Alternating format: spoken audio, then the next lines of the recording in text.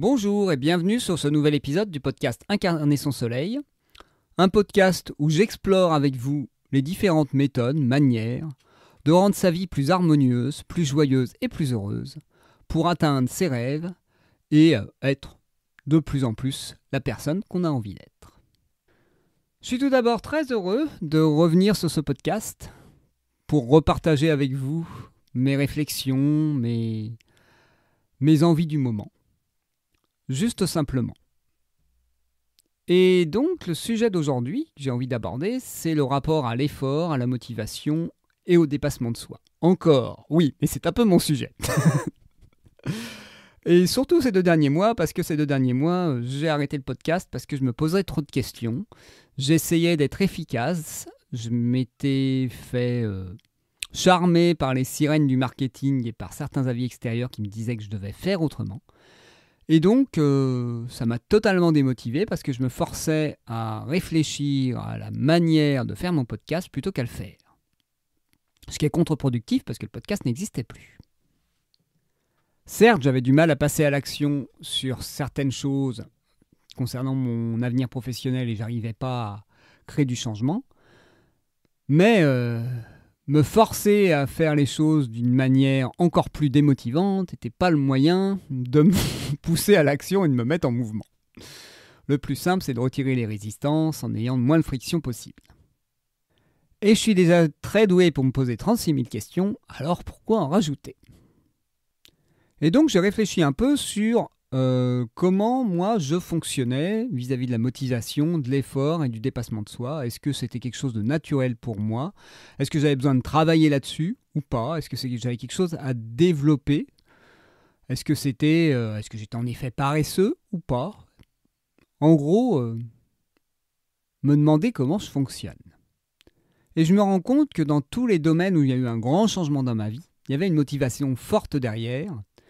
Et des efforts basés sur la volonté, il y en a eu, mais ils ont été effectués parce qu'il y avait un désir derrière, parce qu'il y avait une envie, parce qu'il y avait une motivation qui était vraiment interne et vraiment personnelle et vraiment viscérale.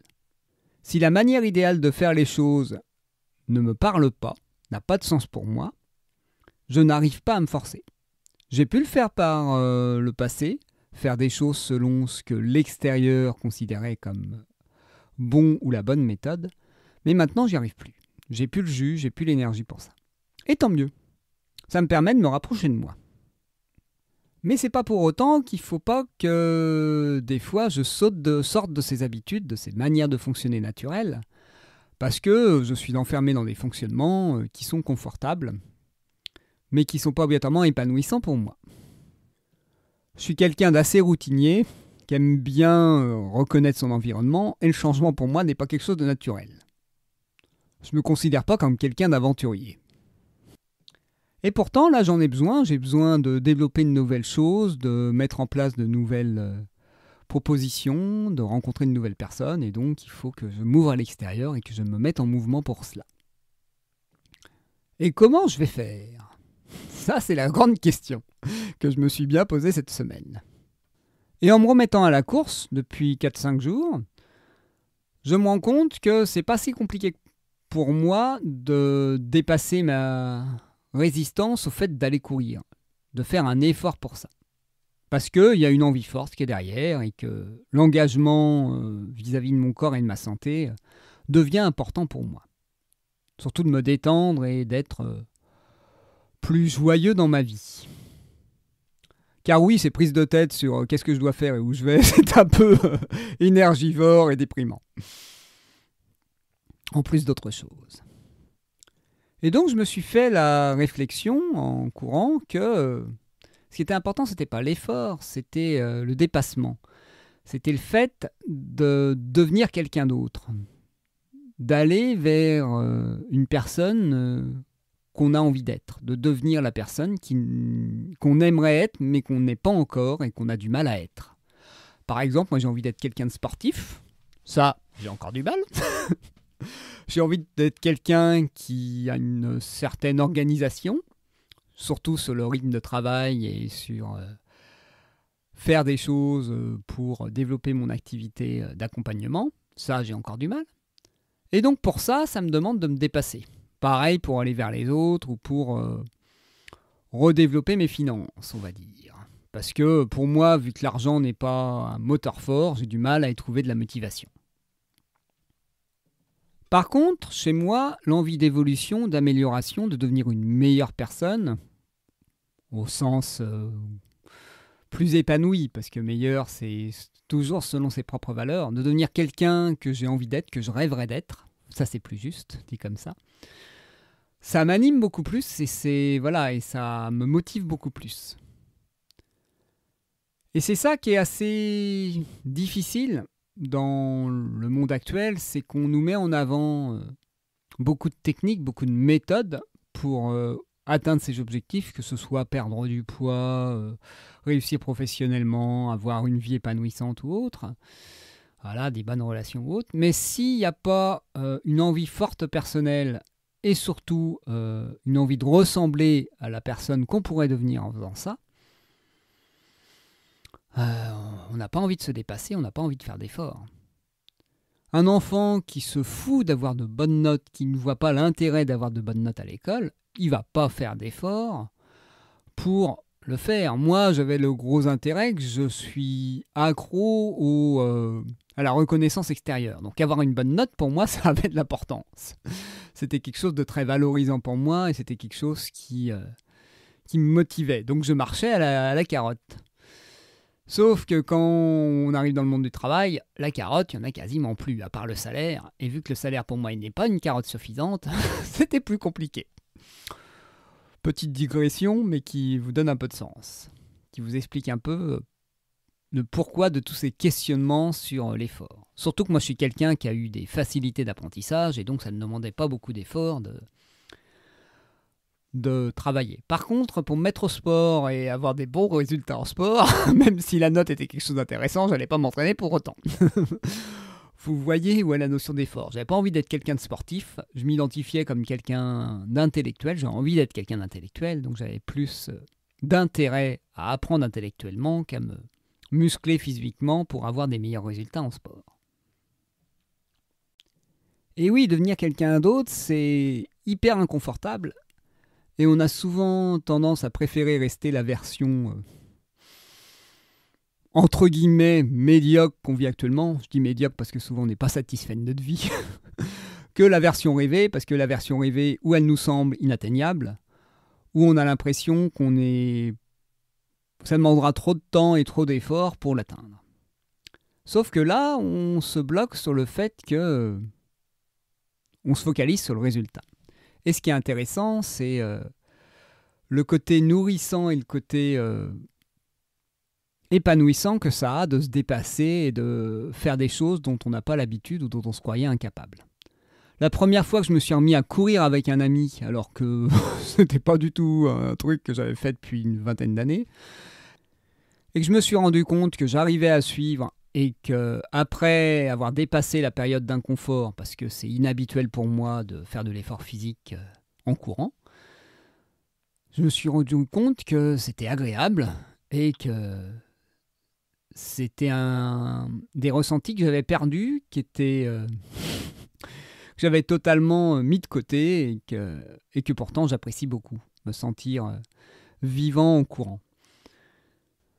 Et donc c'est en essayant cette activité que je n'avais pas réalisée depuis des années et que je croyais qu'elle n'était pas faite pour moi, que j'ai retrouvé, je dirais, une envie, un désir de me remettre à courir et d'aller dans cette direction. Et ça, c'est vrai pour plein d'autres domaines. En préparant mon mariage, j'ai par exemple renoué avec le plaisir de travailler en équipe et même de diriger une équipe. Quelque chose que je m'étais toujours interdit de faire. Comme quoi, parfois, tester de nouvelles choses, ça nous permet de découvrir des plaisirs et des loisirs, et je dirais même des passions qu'on n'aurait pas imaginé possibles pour nous. Allez, je vais me concentrer un peu et revenir sur le sujet, parce que oui, comme d'habitude, j'ai fait une belle digression. Et donc maintenant, plutôt que être dans une optique d'objectif en termes de résultats concrets, j'ai plus envie d'aller dans une optique de dépassement, c'est-à-dire quelle est la personne que je vais devenir en faisant telle ou telle chose. Je me rends compte que pour l'instant, ma première priorité, la première domaine où j'ai envie de me dépasser, c'est le fait d'accepter l'inconfort et d'être à l'aise avec le changement. Et donc, de plus en plus, me confronter à cette notion de dépassement, de transformation, de changement. Et c'est clair que sans ça, c'est compliqué de devenir quelqu'un d'autre. Je crois qu'on a tellement voulu être lisible, compréhensible par les autres, parce que souvent la stabilité est quelque chose de rassurant pour notre environnement. Dès qu'on commence à changer un peu trop, ah mais qu'est-ce qui t'arrive, t'es plus le même. Et oui, souvent on a ces retours-là quand on décide d'aller vers quelque chose qui nous correspond plus. On a le contre-coup je dirais, de la désapprobation sociale liée à une peur du changement, parce que ça remet en cause le fait que le changement est impossible ou le changement est compliqué. Parce que si quelqu'un le fait, on peut se poser la question, mais pourquoi moi je le fais pas? Donc c'est hyper inconfortable d'avoir quelqu'un qui transforme sa vie à côté de soi. Des fois, on a tendance à couper les ponts juste pour pas être emmerdé. Ou de le juger en disant c'est un bizarre, c'est un hurluberlu, il fait n'importe quoi.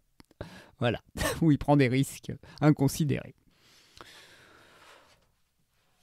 Revenons où je voulais en venir. Donc ce côté dépassement, changement, c'est vrai que c'est pas quelque chose de très naturel. Surtout que notre système biologique est fait pour nous protéger du danger. Et vu qu'actuellement, on a tellement de confort qu'on n'a plus l'habitude d'être en danger, notre système, je dirais, de tolérance à l'inconfort, a vite les voyants paniques qui s'activent. Dès qu'on a un petit inconfort, c'est la fin du monde, on va mourir. Parce qu'on n'a plus l'habitude de, je dirais pas de se mettre en danger, mais de se mettre en stress. Voilà, en situation de stress autre que psychologique et lié à de la pression sociale. Les stress physiques, les stress liés au changement, liés aux transformations, on n'a plus trop l'habitude. Sauf qu'on est quand même naturellement fait pour nous adapter au stress extérieur. Même si ça nous épuise, je suis tout à fait d'accord. Donc, ma posture actuellement, c'est d'essayer de trouver le juste milieu entre me dépasser, aller vers une version de moi qui me ressemble plus, mais en y allant de manière écologique avec moi-même, c'est-à-dire pas après pas et d'une manière qui m'amuse, qui me fait plaisir et qui me donne envie. Parce que certes, être quelqu'un d'hyper stratégique, d'avoir une vision claire de où je veux aller dans mon activité pro, ça peut être une version de moi qui peut m'être intéressante et qui peut être utile pour l'instant. Mais est-ce que cette version-là me plaît et est-ce que c'est la priorité pour moi à mettre dans ma vie actuellement? Non. Non, j'ai envie de mettre plus de jeu et de fun dans ma vie. Et c'est pas en étant plus sérieux et plus bureaucratique et plus organisé que je vais y arriver.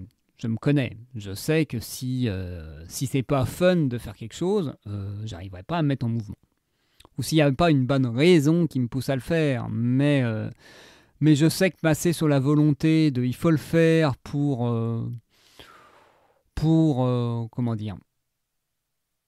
répondre à certaines responsabilités, c'est quelque chose où je m'épuise assez rapidement.